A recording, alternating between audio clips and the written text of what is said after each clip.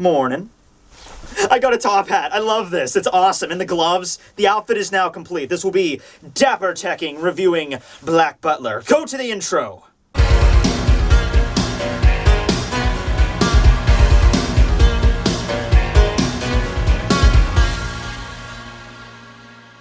Hey everybody, Dapper Tekking here to review Black Butler chapter 112, titled That Butler, Soloist. Oh, okay, we're doing some music in this chapter. It's only appropriate. We're at the Sphere Music Hall. Last chapter was setting up something of a carol or something going on, so maybe Sebastian's gonna bust out the violin or the cello or maybe play some piano. That's some nice stuff, you know, some music to lighten up your day. Alright, so we cut into the inside of the Sphere Music Hall where we had last chapter a bunch of hooded figures arriving on stage, and that was kind of freaking everyone out. The mood, just like a massive mood shift happened. You know, everyone's just talking, having fun, and then all of a sudden the lights all go dark and these guys in hoods come walking out. Now remember, the arc's title is The Blue Cult, so okay, this is about right. I mean, so I could see CL starting to think, like, alright, so now a bunch of people are coming out in hoods, this is kind of getting freaky, and they all start singing something of a hymn, you know, just kind of very somber sort of thing, like, oh, universal light of the sea of stars, oh, stardust, you know, so the stars, the galaxy, the constellations, that all comes back into a theme revolving around the Sphere Music Hall. So, like, it was set up like maybe Bravett might have just been like an act at the Sphere Music Hall. It might have just been like, oh yeah, you just go to the Sphere Music Hall, it's a bunch of fun, you get together, have some food, there's some singing, and then there just happens to be this Bravett guy there giving your fortune. But no, the fortune is like a main part of it. Bravett, I wouldn't be surprised if this was the guy that set it all up, you know. So once again, going back to the constellations, they start singing about how, you know, the shining stars will protect you with their internal radiance, and everyone's just kind of clasping their hands, taking their hats off, all like they're giving a prayer, basically, you know? So that's what CL thinks it is. He thinks, you know, okay, so it's a hymnal, but I've never heard it before in any churches or anything like that, so this is like just unique to this particular congregation. So, you know, going to the religious aspect there. So all of the hooded men just bow their heads. It's like, oh, thank you for singing along, and they go off and do a spiel once again about how the stars will protect you, and, you know, there's this massive universe, and each and every star is important, and they give the names of the 4 stars or the 4 constellations that Bravett was giving fortunes for. You know, you're protected by each one of these stars, you know, it means a different thing. Like CL was under the protection of Sirius, which is like, this is the guardian star for those that are very gifted, and I believe Elizabeth was under the guardians of Canopsis, and then there's Vega and Polaris. So each one of these, like, I guess the 4 main ones, they all step out into center stage, the 4 figures that are each representing one of the constellations, Polaris, Vega, Canopsis, and Sirius. And he's like, okay, now everybody, let's sing together. It's like, okay, so now the main event is getting started. I guess that hymnal was just the warm-up act. Now we're getting to the actual song. So each one of the 4 hooded figures remove their cloaks, revealing the P4 from the Weston College arc. Oh, okay, so we have these guys coming back. I didn't think they would be really reappearing. I mean, I didn't really care much for these guys back. I mean, I didn't really care for the Weston College arc in general way up until, I mean, until the very end when you had, you know, Undertaker and Zombie and, you know, that shit. That was cool. But I could have dealt without the entire chapter revolving around the rules of cricket. You know, that's just something I personally didn't find very interesting there. But, yeah, they're back. We have Edgar Redmond, who was the original prefect of the Scarlet Lion Dormitory. We have Lawrence Bluer, who was the prefect of the Sapphire Owl, and then Herman Greenhill, who was prefect of Green Lion, which we actually got to see at the beginning of this arc here, because remember, Edward, who was the one that brought this attention to CL to begin with, that Elizabeth disappeared. Edgar is now the current prefect. He was Herman's fag, and then he got brought into... Okay, I'm a fucking American. I gotta laugh when I say that word. Okay, anyway, yeah, so that's how they're connected. And then finally we have Gregory Violet, who was in charge of Violet Wolf Dormitory. And it might be kind of funny that, yeah, their last names are all based on colors. That seems like not something very clever, but hey, you gotta remember, this was a Japanese manga intended for a Japanese audience, and it's based off of Victorian-era England. You know, that's the setting. So, for example, Aka in Japanese means red. So, if someone would just had the last name of Aka and it was invented to, like, for an English audience reading that, we might think, like, oh man, that's really exotic. That's a Japanese word there. But it just means, like, reds, so it's not a big deal. So for a Japanese audience reading their last names, it might not be a big deal that, oh, Lawrence Bluer is the prefect of the Sapphire Owl dormitory. That's very convincing. You know, it's just a play on words, I guess. Well, whenever they all jump out, and Herman, in particular, Greenhill, has a completely different hairstyle. It's more Bishonen. Yeah, I guess we could go with that. That word's probably going to be used a lot in this video. Alright, well, anyway, they all show up wearing very distinctive, kind of flamboyant outfits, and Edward's reactions in particular is hilarious, because that's, you know, a guy that he looked up upon as, you know, his role model while he was at Weston College. Well, he still is, but, you know, Herman graduated. And then he changed his hair around, and they're all wearing these outfits and up on stage, and they present their new hit single, Shining Star, with lyrics by Bravett Sky. So we got Bravett's last name there, and once again hinting the fact that he's kind of just in control of this whole thing, orchestrating this whole ordeal. So they start singing. Now let's sing, oh, forget everything. Oh, okay, just pause here. I don't think there was a lot of songs back in the Victorian era that used the word oh, you know, it's kind of more of a pop thing, but continuing onward. Say goodbye to that cloudy sky and open your eyes to a sky full of stars. Oh no. I just got it. The new hairstyles, the clothing that makes no sense, the synchronized posing. Oh, god damn it! It's a Victorian era boy band! Yeah!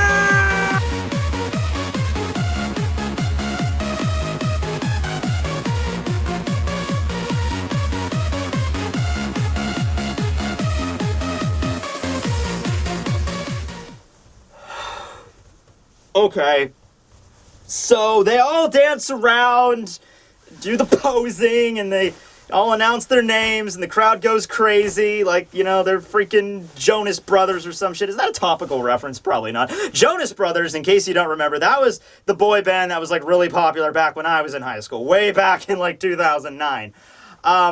But yeah, they all do this synchronized posing shit, and they end out the song with forming their fingers together to make a star and announcing, let's all become one with the sphere, which is basically like, let's all become part of the stars or the galaxy or what the fuck ever. You know what? You know, this is not really fair. You know, I go out of my way to pick out a series to review, and I go with Black Butler because I like the mood of it, I like the setting, I'm a big fan of England, I'm a big fan of the Victorian era, I get a fucking trench. You know how much this cost me? You know, I ordered the freaking top hat and the gloves online, I drew the Faustian logo on my hand, you know, I go out and get the green screen set up. This is a bitch to light, by the way, and I review the first chapter and it's great, and then we get to this, which is fucking boy band. You know, this is just, it's completely, like, contrasting this now. I can't review the rest of this chapter seriously dressed like this. Damn it, you know what? Screw it. I don't even care. I don't even care. Fine. If that's what you want, if that's what you freaking love so much, I guess I'll accommodate. I'm nothing if not a person that caters to his audience's demands. All right? Oh, God, I hate skinny jeans. Okay. Hey, what's going on? I'm Skylar, the distant yet approachable lead singer of Starshine. How about we review the rest of this Black Butler chapter, huh? Yeah, let's do that. So after the dance number concludes, we have CL and Edward staring on in the crowd, completely dumbstruck. CL's trying to figure out exactly, I think like most people, trying to figure out what the fuck they just listened to. Because, you know, One Direction in like 1886, kind of weird and out of place. CL mentions that it's way faster than the polka, which is, I guess, the most fast-paced music they had back then. So he's trying to figure out what it was, but, you know, even though he doesn't know the lyrics, the dance, you know, that it pretty much excites anybody. And that's the key right here, is excitement, because the entire Sphere Music Hall is going freaking bonkers, and later on you'll find out exactly what a big deal it is that, you know, it's such a catchy tune. So we cut over to a random bar where we see where Sebastian ended up after he got kicked out last chapter. I guess he's doing some investigating on his own, and we see him at a table with a prostitute. Well, oh yeah, Sebastian, I see where you're looking. Yeah, it's pretty cool, man. No, that's not true, because we all know Sebastian and whatever. But yeah, this prostitute brings him over to her table, and Sebastian's like, oh yeah, sure, I'll have a drink with you, especially since I was rejected by quite a beauty a little while ago. And we get a little scene back from the cat from the last chapter, who's like, oh, I'll prepare you some salmon, and then we can wait for our master together. And then I guess Sebastian prepared the salmon, gave it to the cat, and the cat just ran away. So, you know, he's just like, God damn. I know what you mean, Sebastian. I just broke up with my on and off girlfriend last month. Read it about it in the latest magazine. Would you like me to comfort you? My services are top notch. I'm sure they are. I'm sure they are. Yeah, he's talking about sex. Sebastian agrees, but he's not exactly ready for shaboom boom. Instead, he focuses on the menu and states that anything you want, I'll buy for you. And I guess this is his way of trying to gather information. In the process, though, the prostitute looks at it and it just says, oh, but I can't read this. Can you? And that gets Sebastian thinking a little bit. So then we cut back to the ending. I guess it's the end after the song was done. Everyone, you know, starts pouring out of the Sphere Music Hall. Ciel and Edward are leaving, and they notice that everybody that's coming out and little kids, they're all humming the song that they just heard. Even though they might have not only heard this, I mean, they might have heard it more, but even though Ciel only heard it once, he still mentions how, you know, catchy it is and how he can remember the lyrics, you know, even though he only heard it the one time, and everyone's singing it. So that brings it to his attention that these people are all humming this song, and it's just weird. So they kind of connect the dots here, though they didn't really get any information on, you know, what's really up with the Sphere Music Hall. He even brings up, like, there's nothing really that odd going on here. It's just a place where everyone's gathering and getting their fortunes read and hearing some different, but not exactly nothing wrong with the music that he can discern. Well, anyway, they turn and they see Sebastian standing there with two prostitutes now. Man, Sebastian, you are quick, bro. Anyway, they're all like freaking out, like, oh, what are you doing? And Sebastian's just like, oh, well, pardon me. You see, it's just something that happened here. So they just cut back to the Phantom Hive Manor, where it's much more later in the evening. Sebastian prepares some tea, and we have Edward and Ciel both sitting in the room together, and they're just trying to figure out now exactly what was going on in the Sphere Music Hall, what they gained from their stay there. So they don't really mention Bravit too much, which I think is the more key here. I mean, they mention it a little bit later on, but their main focus is the song. What the hell is up with that freaking song? So Sebastian's like, oh yeah, it's a new type of song. Did it perhaps go like this? And then verbatim, Sebastian performs, as a full-page spread, by the way, of course it has to be, goes on to announce and perform the Shining Star song that the P4 performed perfectly, and to much of Ciel and Edward's surprise. And Edward's like, oh, you know it? Well, did you sneak in? And Sebastian's like, no, of course I didn't. So he's about to tell him exactly how he learned it, but then Agni and Soma show up with some treats, and they basically just reaffirm the fact that this song is everywhere. They were out shopping earlier, and they heard a bunch of people singing it, and they just assumed, oh, this must be something that's very popular in England, because they've never heard anything like this in India. And so Sebastian breaks the point that the reason he knows the song is because he heard it from the prostitutes. So even these people know, like everybody knows. And I think that's the key why the Sphere Music Hall was open to such a large audience. It's to get as many people in there as possible, regardless of social class, so you could perform this song, and then everyone just kind of spreads it like a virus. Everyone just starts singing it, and it's so catchy, everyone just kind of catches it and starts singing it themselves and can't get it out of their heads, much like songs today with the freaking pop music shit. Anyway, and Sebastian brings up, like, this is something that's very unique, though, in this time period, because at this time in England, the literacy rate is quite low. I believe this was still at a time when really the only people that could read or learned how to read, you know, it was the upper class, the nobility. They learned how to do it, but the common peasant folk, even like the middle working class, didn't really have much schooling in to be able to read. So the literacy rates were really down. So that's not how exactly you get somebody to remember something through reading, maybe in a book or something like that, but through song, where everybody can hear and express it themselves and sing it, and then somebody else can hear it, they can express it as well. That's the way to get your message across if you have one, and that's the whole goal of what, well, I guess Bravit was trying, because he's the one that wrote the song. I don't know if it was the P4 that actually announced, you know, this is the person that wrote the song, or if it was just like something that's catering to us, but Bravit wrote the song, so therefore he's the one behind all this, you know? They hypothesized that the song was being used to spread some sort of dogma, but what kind of dogma was it? Because all that was said in the song was just like seemingly like a bunch of mindless lyrics about stars in the constellation. It wasn't exactly expressly saying any message, you know? It was just a really catchy catchy tune. And so now you start thinking, well, maybe it was some sort of subliminal thing, you know, like back in the 70s. It's like, oh yeah, play this Kiss album backwards and it tells you to kill yourself. That's the dangers of rock and roll. So maybe there's some underlying message that gets, you know, subliminally planted in the person that's listening to this song, right? And just like the dancing and everything else is just part of that, trying to inlay that into the brain subconsciously. So now they bring up to the part about the charm that Bravett was handing out, the silver charm, which was a big deal because, you know, you just don't hand out trinkets like this. And they collected no money, they bring this up. So Sebastian pulls the ones out that he took off the two goons that threw him out of the Sphere Music Hall, and he brings up that the prostitute was the one that really brought this up because he said, oh yeah, my friend has one just like that.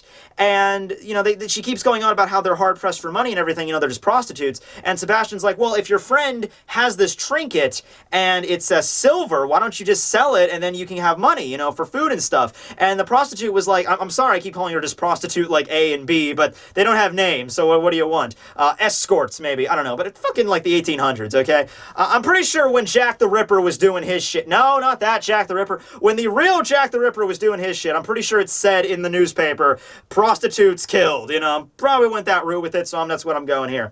But yeah, she brings up that no, her friend just can't simply sell it because they only let certain people into this special event who have the trinket or the charm on them. So I guess it must be something that sounds too good to be true, you know, even if it's not really, nothing's really free. And so that's really the underlying theme here is that you have this big event at Sphere Music Hall where everybody can go, everybody can attend, and then you get your fortunes read. And if Bravett hands you one of those charms, then you can go into like a whole separate thing. You can go into a separate little event that only the people that have the charms. So people that just don't get their fortune read, or people like Sebastian that got rejected by Bravett, they don't get to go into this special, you know, meeting. So now they kind of figure like, okay, if that's the case, then that's where Elizabeth probably is. And then the last scene of the chapter, we cut to Elizabeth, and she's standing in a room with 4 doors in front of her, each having different things carved in above them. We can't really make out them too much. You know, one looks like an animal, like a cougar or a cat. Another one looks like a group of people, like, gathering around. One looks like a boat, and the last one is, like, obscured by the speech bubble. I can't really see it. But we see Elizabeth there, and she's standing there wearing the charm around her wrist, and she just has this dazed look in her eyes, like she's under a fucking spell, like hypnotized or something. And then you have Bravett, we don't see his face, but we know it's him because he has the cloak and shit, coming up behind her and just whispers something in her ear and just points at one of the doors, and she walks forward, and the last scene is just the one door she walked through closing, and that was it. She walked through the door, and it's the door that has something that looks like a ship or like Noah's Ark above it. I don't know what that's supposed to represent. You know, people can look into that. So that's the end of the chapter.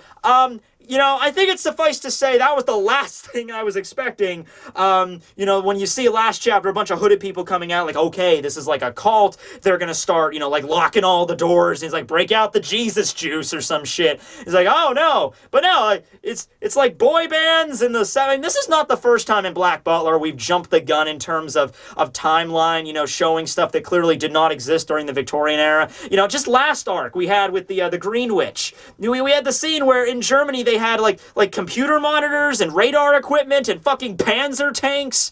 You know, this is the 1920s, 1930s. Okay, I understand, but 1800s, really? That might be kind of cutting it just a little bit too beforehand, but I see what the author's doing there, maybe like speeding up it just a little bit. But even then, that was only like, you know, maybe a 30, 40-year difference. This is like over a century before we get into this kind of like, you know, synchronized dancing One Direction shit. Is One Direction even still relevant? I don't know. These boy bands come in and out on a freaking assembly line, I think, sometimes. But yeah, so that was the chapter. Comment below on what you think. We didn't really learn, you know, maybe too much about it more than just most of the chapter being taken up by those dance numbers with Sebastian, which I'm sure will make all the fangirls swoon, of course. But we got the setup. We learned exactly what is up with the Sphere Music Hall. It wasn't just like a suspicion. It was something really serious going on there. Bravett is at the head of it. He's doing some weird hypnotizing shit with Lizzie. What is up with the sigils carved in front of those doors and what's behind the doors and the special event and what happens to the people there. Probably is going to loop back to something relating to the constellations, probably a darker side of it. So we'll see next chapter. Maybe they're going to go back to the Sphere Music Hall, try to get entrance. It's probably going to be CL using his charm to gain access to this secluded place, kind of like, you know, what he had to do back in, you know, the circus arc. He had to join the circus to figure out what's going on. He has to go back there and figure out what's up with in those rooms or whatever. And he might not, actually, he's probably not going to, because if Elizabeth has a different star sign, she was Canopsis, I believe. If she's going to go into a different door than CL, that was Sirius. But we're going to find out that next chapter, I guess. Or maybe we're just going to do another dance number. Who knows? I don't think that's going to be the last one in this arc. I just have a feeling that's going to be a major theme going on here. But yeah, or maybe they could just talk to the P4 directly. I mean, you have Edward right there, who is the former fag of, of Herman Greenhill. So maybe just go talk to him like, hey man, so how did you do this and the dance and the hair and what's up with Bravit? I mean, that's what I think I would do first, because you have the connection with Edward there already. But anyway, hope you guys enjoyed the review. Signing out. Later, guys.